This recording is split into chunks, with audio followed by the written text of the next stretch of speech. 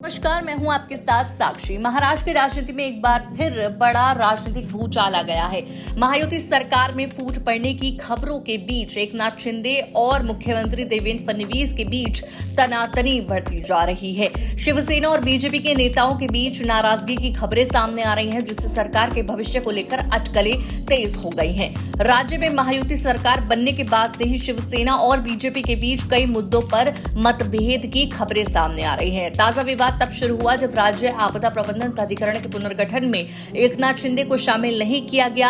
अजीत पवार को इसमें जगह दी गई। इस फैसले के बाद शिवसेना के नेता नाराज बताए जा रहे हैं। इसके अलावा पालक मंत्री पदों को लेकर भी शिवसेना और बीजेपी के बीच गतिरोध जारी है। रायगढ़ और नासिक के पालक मंत्री पद अब तक घोषित नहीं किए गए हैं, जिससे दोनों दलों के बीच टकराव और बढ़ता हुआ दिखाई दे रहा है।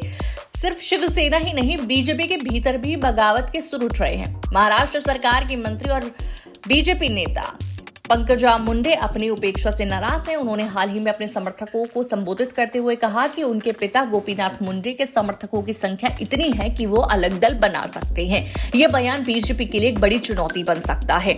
फिलहाल सरकार को कोई तत्काल संकट नहीं है, क्योंकि बीजेपी के पास बहुमत का समर्थन है, लेकिन सरकार के भीतर जारी कलह ने देवेंद्र फडणवीस की मुश्किलें जरूर बढ़ा दी हैं। पार्टी को अब दो स्तरों पर डैमेज कंट्रोल करना होगा। एक तरफ एकनाथ शिंदे की नाराजगी को दूर करना होगा, तो दूसरी तरफ पंकजा मुंडे जैसे दिग्गज नेताओं को भी असंतुष्ट करना होगा।